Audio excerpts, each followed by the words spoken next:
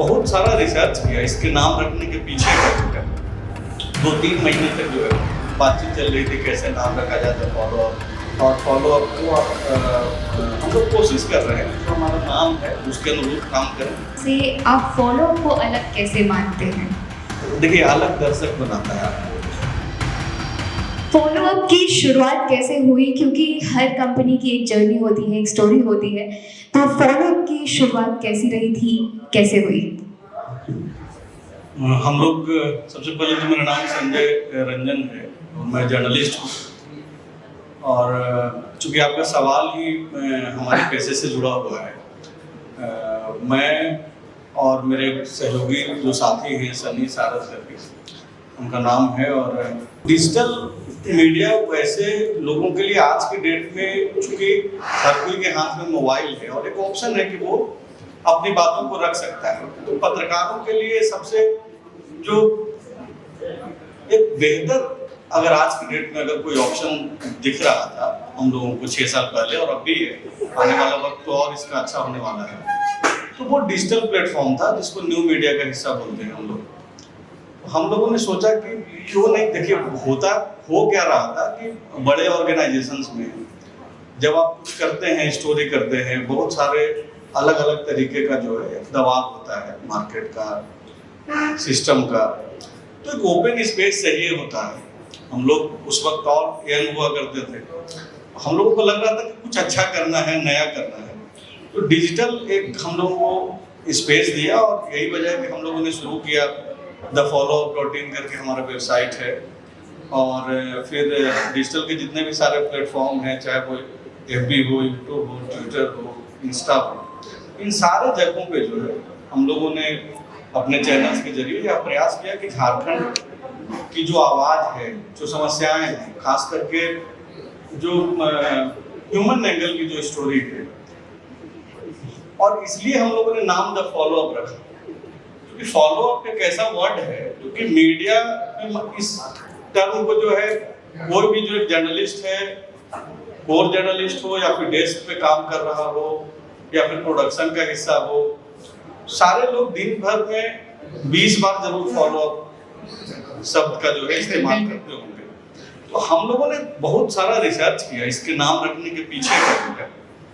2-3 महीने तक जो है बातचीत चल रही थी कैसे नाम रखा जाए तो फॉलोअप क्यों रखा जाए, क्योंकि आप देखिए कि आज एक खबर छपी अखबार में, जो मेन स्ट्रीम मीडिया है, अब तो मतलब मेन स्ट्रीम जैसा कुछ रहा नहीं है, तब जबकि हर कोई के हाथ में मोबाइल है, स्पेस इतना ऑलरेडी है।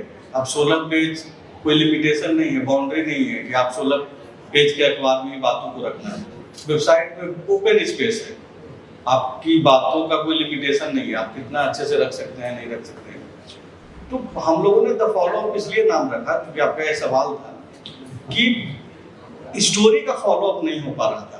हालांकि सच्चाई ये है कि अभी हम लोग भी उतने अच्छे से नहीं कर पा रहे, उसके पीछे की कई वजह हैं, लेकिन हम लोग यही सोच करके कि जो एक बड़ी खबर आज की सबसे बड़ी खबर क्या है, आज की सबसे बड़ी खबर यही है कि जो एसीबी जो पूछताछ कर रही है विनय चौबे से, उसमें उन्होंने यह जवाब दे दिया है कि भाई आप इस पूरे जो कथित घोटाला है शराब का, उसकी जांच आप सेंट्रल एजेंसी से करा लीजिए। अब इसको लेके फॉलोअप स्टोरी कल होगी नहीं होगी, और अगर नहीं अखबार में खबरें आती है तो लोग भूल जाएंगे। तो अब समाज में खास करके वो लोग जो न्यूज के प्रति इंटरेस्टेड होते हैं, अब लोग कैसे सोचते हैं, अखबारों के जरिए, टीवी के जरिए, एक परसेप्शन मेकर तो है ये लोग। तो हम लोगों ने सोचा कि एक जो एजेंडा जो तैयार हो रहा है उससे हट करके हम लोग काम करें। और पिछले 6 सालों में सुदीप जी तो हमारे सीनियर हैं, भैया हम लोग बोलते हैं, तो ये लोग राकेश भैया बैठे हुए हैं, कई लोग जो हैं यहाँ पर, तो सब लोग देख रहे हैं और फॉलोअप को, और हम लोग कोशिश कर रहे हैं कि जो हमारा नाम है उसके अनुरूप काम करें। और जो जनहित की बातें हैं वो निष्पक्ष जैसा कुछ है नहीं, हम लोग जब काम कर रहे हैं तो समझ में आ रहा है, लेकिन जनपक्षीय तो रहा जा सकता है, तो हम लोग जनपक्षीय होकर के काम कर रहे हैं। ये बहुत ही अच्छी बात कही आपने कि निष्पक्ष रहना अभी के टाइम में बहुत मुश्किल है, तो जनपक्ष तो रहा ही जा सकता है। सर, इसके साथ ही मैं जहाँ तक जानती हूँ, आपने टेलीविज़न जर्नलिज्म किया है और फिर आपने न्यूज़पेपर जर्नलिज्म भी किया है। पर आप जो ये करियर आपने जो स्टार्टअप किया है, ये बिल्कुल इससे हटके एक डिजिटल प्लेटफॉर्म पे किया है, डिजिटल जर्नलिज्म। तो ये आपने पहले से तय कर रखा था कि डिजिटल जर्नलिज्म में जाना है, डिजिटल जर्नलिज्म का एक प्लेटफॉर्म बनाना है, या आपने बस एक रिस्क ले लिया कि चलिए एक बार करके देखते हैं, अभी डिजिटल वैसे भी ग्रो कर रहा है? कैरियर के हिसाब से तो रिस्क था, लेकिन जर्नलिज्म के लिए देखिए क्या है कि जो फॉर्मेट है, हम लोग इन हाउस भी जब टीवी में थे, अखबार में थे, तब भी लड़ा करते थे और लोग बोलते थे कि तुमको नौकरी की फिक्र नहीं है, चिंता नहीं है।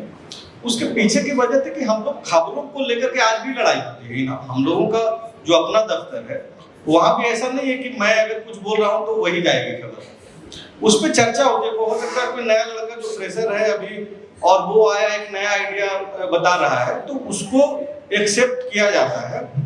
डिजिटल चुनने के पीछे की वजह एक रिस्क तो था ही, दूसरा जो वजह हमारा रहा कि आप बहुत स्पेस है, आप आसानी से अपनी बातों को रख सकते हैं, हर कोई रख ही रहा है। अगर आप सोशल मीडिया इस्तेमाल करती हैं, मैक्सिमम लोग इस्तेमाल करते होंगे जी बिल्कुल।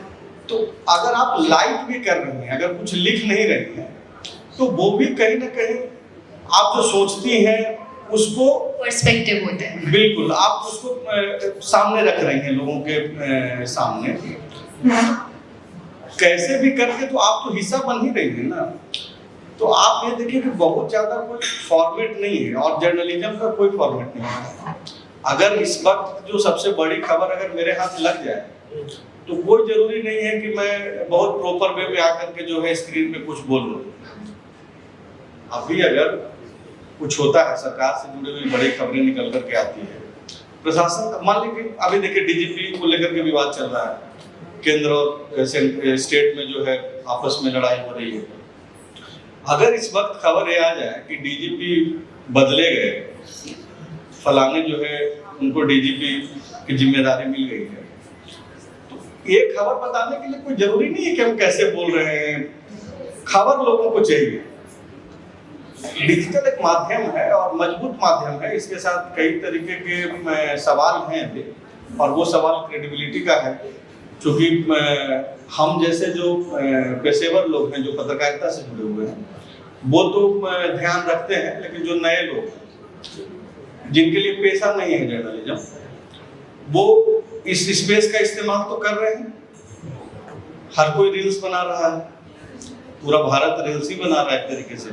तो हर कोई एंकर तो नहीं, हर कोई जर्नलिस्ट तो नहीं है, लेकिन अपनी बातें रख रहा है। उस बीच हम जैसे लोगों के लिए दुविधा हो जाती है कि भरोसा कैसे जनरेट, जो अखबारों का भरोसा है। लेकिन खबरों के साथ आप देखिए कि कल एक बड़ी खबर जो है, प्रभात खबर ने बहुत ब्लंडर कर दिया। राज्य का सबसे महत्वपूर्ण अखबार है, विनय चौबे से पूछताछ हुई नहीं और पहले पन्ने पे जो है वो खबरें प्रिंट हो गई सवाल जवाब के साथ। तो क्रेडिबिलिटी का सवाल तो अखबारों के साथ भी है, टीवी के साथ भी है। डिजिटल की चुनौतियां सबसे ज्यादा इसलिए है क्योंकि अभी डिजिटल में बड़े प्लेयर नहीं आए।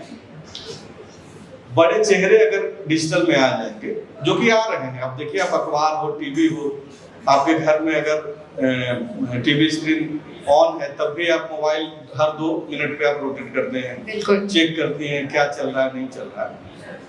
समय आ रहा है और इस बीच हम लोग प्रयास कर रहे हैं और झारखंड में फॉलो वही प्रयास कर रहा है कि कैसे जर्नलिज्म विद क्रेडिबिलिटी जो है हम लोग काम करें, और कुछ हद तक काम कर रहे हैं। आप तो सफल हो रहे हैं, नहीं हो रहे हैं, वो तो दर्शक तय करेंगे। जी बिल्कुल, जैसे अभी डिजिटल प्लेटफॉर्म पे पुण्य प्रसून वाजपेयी जी भी अपना थॉट्स रखते हैं, अपना व्यूज़ रखते हैं, तो क्रेडिबिलिटी की जहाँ तक बात है, तो अब वो भी हमें क्रेडिबल लग रहा है, वो उस पर भी ट्रस्ट किया जा सकता है। और जैसे कि सर, हम सब जानते हैं कि सरकारी काम में उनका रिसर्च करना, जो भी वो करने जा रहे हैं, उनके डिसीजंस पे रिसर्च करना बड़ा मुश्किल होता है, बड़ा टफ टास्क होता है सबके लिए। तो सरकारी जो डिसीजंस होते हैं, फाइनेंशियल डिसीजंस होते हैं, उनकी रिसर्च आप लोग कैसे करते हैं? और साथ ही अगर एग्जाम्पल के तौर पे लें तो महिला सम्मान योजना का जो रिसर्च है वो आप पूरी टीम साथ में करते हैं या आपका कोई सिस्टम अलग से है? तो आपका सवाल क्या है? आपका सवाल क्या ये है कि खबरों को आप निकालते कैसे हैं? जी बिल्कुल। जो विभाग तय करता है। जी। देखिए, हर जर्नलिज्म में जो है सारे हाउसेज में, चाहे वो डिजिटल का हो, प्रिंट का हो या इलेक्ट्रॉनिक का हो, बीट डिवाइड रहता है। जैसे आप देखती होंगे कि अब हम लोग यहाँ पे बैठे हुए हैं और झारखंड मुक्ति मोर्चा क्या प्लानिंग कर रहा है। अभी एक खबर निकल करके आई, ऑपरेशन सिंदूर से संबंधित था कि घर घर बीजेपी सिंदूर बांटेगी। हालांकि कल उसको वापस लिया गया या क्या करके कि गलत खबर थी। अब होता क्या है, ये जो रिसर्च मोड वाली जो खबरें हैं, जैसे इसको ये मानिए कि दैनिक भास्कर का रिपोर्टर जब यह लिख रहा होगा कि ऑपरेशन सिंदूर और की सफलता के बाद जो है घर घर बीजेपी सिंदूर बांटेगी, तो वो ऐसे ही नहीं लिख दिया होगा, कोई कहानी नहीं है, इसमें एक रिस्क भी है। अब वो बीजेपी के बड़े नेताओं से बातचीत करके ही लिखा होगा। लेकिन कभी कभी क्या होता है, इसको आप विभाग के अंदर लेके चले जाइए, जैसे आपने पूछा कि विभाग से कैसे खबरें निकालते हैं। तो अभी कल वित्त आयोग, अभी आज भी है 16वें वित्त आयोग की टीम आई हुई है, तो बैठकों का दौर जारी है, संभवतः आज तक ही है, आयोग यहाँ पे आज तक ही है। अब राज्य सरकार क्या डिमांड करने वाली है, तो अलग अलग जो विभाग है सरकार का, जैसे कृषि विभाग है, जल संसाधन है, शिक्षा है, उन लोगों की क्या क्या जरूरतें हैं। तो आप देख रहे होंगे कि पहले ही एक दिन पहले खबर छप जाती है, आ जाती है खबर मीडिया में कि राज्य सरकार ये डिमांड करने वाली है। तो कोई ऑफिशियल कोर्ट नहीं होता है। होता क्या है कि जो बीट रिपोर्टर्स होते हैं वो उनका प्रैक्टिस में है। अगर मैं कोई बीट देख रहा हूँ, एजुकेशन बीट देख रहा हूँ, तो मैं हर रोज उस विभाग में या तो जाऊं या फिर फोन के जरिए संबंधित व्यक्ति से जो खबरों का आदान प्रदान करता है या फिर जहाँ से फाइल्स तैयार होती है। तो बहुत कठिन काम, इतना आसान नहीं है, तो बड़ा मुश्किल से खबरें निकलती है और इस हिसाब से काम होता है। बिल्कुल, जी बिल्कुल। तो सर एक और चीज़ कि बहुत सारे मीडिया फर्म्स हैं अभी, तो रांची में भी इतने सारे मीडिया फर्म्स आ गए हैं, हर किसी का अपना एक अलग आइडिया होता है, अलग अंदाज होता है। तो हर मीडिया फर्म से आप फॉलोअप को अलग कैसे मानते हैं? अलग इस देखिए, अलग दर्शक बनाता है आपको। ट्रू। और दर्शक कैसे अलग बनाएगा? दर्शक आपको अलग और सही तब मानेगा जब आप उसके हिसाब से, मतलब उसके हिसाब से ऐसा नहीं कि वो अगर बोले कि भाई हमको डांस वाला वीडियो चाहिए, तो हम लोग डांस तो करेंगे नहीं। तो उसकी जरूरतों के मुताबिक जो सही खबरें उस तक पहुंचनी चाहिए। सरकारी सिस्टम अगर जनता के अनुरूप काम नहीं कर रही है, पॉलिटिकल पार्टियां उस दिशा में नहीं सोच रही है, तो हम लोग उन खबरों को निकाल करके, अगर जनता सड़क पर आ रही है, देखिए फॉलोअप एक चीज जो हम लोग जनपक्षीय होने वाली जो बात बोल रहे हैं, ये दावा नहीं कर रहे हैं, हम लोग प्रयास करते हैं। अब जनता तय, दर्शक तय ये तय करेगा कि क्या सही है कि नहीं है। लेकिन आप अभी के दिनों में पिछले 1 साल से एक बदलाव जरूर, फॉलोअप की कोशिश को अगर 1-8% भी क्रेडिट दिया जाए, तो इसको आप ऐसे देखिए कि जो धरना प्रदर्शन जैसा, जिसको बहुत नॉर्मलाइज्ड वे में जो है लोग, जो बड़े बड़े अखबार और जो टीवी चैनल्स हैं, संख्या के मुताबिक वो लोग उतना स्पेस नहीं दिया करते थे। अभी साल भर में आप देखिए कि राजभवन पे भी अगर कोई धरना प्रदर्शन हो रहा है तो उसको स्पेस मिल रहा है। इसमें हमारा योगदान थोड़ा बहुत तो है हम लोगों का, क्योंकि हम लोगों ने हर वो सवाल को आवाज दिया और उसके जरिए ही हम लोग आज ऐसा है कि हम लोग हर महीने जो है मिनिमम 50 मिलियन लोगों तक पहुंचते हैं, चाहे वो वेबसाइट के जरिए हो, हमारा FB का जो चैनल है उसके जरिए हो, यूट्यूब के जरिए हो, ट्विटर के जरिए हो। महीने में मिनिमम 15 से 20 खबरें ऐसी जरूर होती है जिसपे मुख्यमंत्री खुद से जो है उस पर एक्शन लेते हैं, ट्वीट करते हैं, रीट्वीट करते हैं, आदेश करते हैं। डिजिटल के साथ एक खूबसूरती भी है कि अगर हम यहाँ पे बैठ के अगर कुछ गलत बोल करके चले जाए, जिसको आल बल बोल सकते हैं, कि अगर आल बल भाग के चले जाए तो आप उसको क्रॉस कर सकती हैं। ये जो संजय रंजन बैठ के गया वो ऐसे ही कुछ बोल के निकल गया कि बाकी में ऐसा है, तो आप सर्च करेंगे जाके हमारे चैनल को, तो आपको पता चल जाएगा कि सही था कि गलत था। प्रिंट और टीवी के साथ क्या है कि वन वे कम्युनिकेशन है। प्रिंट अगर आपको बोल दिया कि भाई 5 लाख हमारा सर्कुलेशन है, तो आपको मानना पड़ेगा। हम अगर बोल दें कि नहीं हमारा 1 मिलियन फॉलोअर है, तो आप फेसबुक पे आप जाइएगा और आप तुरंत चेक कीजिएगा कि बाकी में है कि नहीं है। सही है। तो ये तो बहुत सही है कि आपने आवाज़ दी है बहुत सी जनता को, और आगे भी होपफुली आप देते रहेंगे, ऐसे ही आपका चलता रहे फॉलोअप और लोगों को आवाज़ मिलती रहे। और सर लास्ट क्वेश्चन आपसे ये रहेगा कि फॉलोअप की एक चीज़ हमने देखी है कि वो खोजी पत्रकारिता करते हैं। जैसे संजय जी का हमने बहुत सारे रिपोर्ट देखा है, जैसे हॉकी खिलाड़ियों का या फिर रिक्शा वाले का स्टोरी। इन सब स्टोरी पर रिसर्च आप लोग कैसे करते हैं? स्टोरी तो सनी सरद ने की है, और फॉलो अप का स्टोरी है सनी सरद ने की है। देखिए स्टोरी में आप चूंकि ग्राउंड में जब आप रहते हैं और जब आप लोगों की बात करते हैं तो लोग आप तक पहुंचते हैं अपनी समस्याओं को लेकर। हम लोगों को सुबह 6 बजे से फोन आना शुरू हो जाता है। सिर्फ मेरे साथ नहीं है, संजय रंजन के साथ नहीं है, जो भी जर्नलिस्ट हैं, चाहे वो फॉलो अप के हो या फिर दूसरे संस्थान के हो।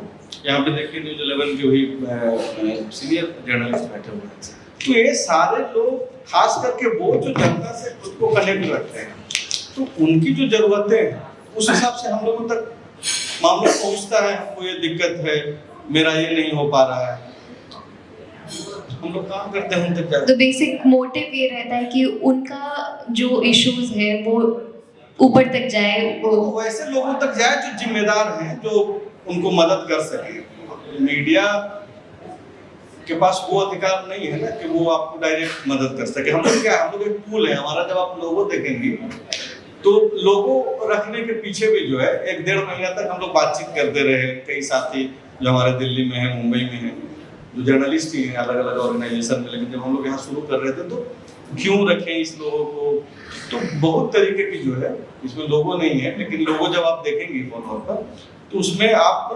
गौर करेंगे तो मीडिया का जो काम है सिस्टम और पब्लिक के बीच पुल का काम है, तो हम लोग वही काम करते हैं। बिल्कुल। और लास्टली इस कॉन्क्लेव के बारे में आप क्या कहना चाहेंगे?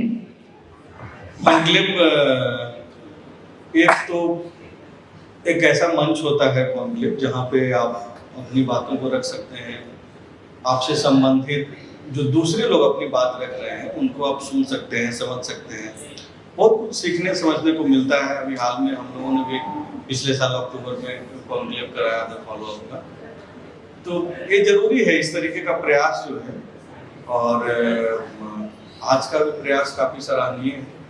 हम लोगों को भी कुछ मौका मिल रहा है अपने बारे में बताने का, और दूसरा कि अब हम लोग हालांकि एक तो माफी चाहेंगे कि थोड़ी देर हो गई आने में, और हम लोग भी जब दूसरों को सुनेंगे या फिर जो रिकॉर्ड हो रहा है, अब तो आप बंद कमरे में भी अगर आप सेल्फी ले रही हैं तो वो वायरल हो जाएगा।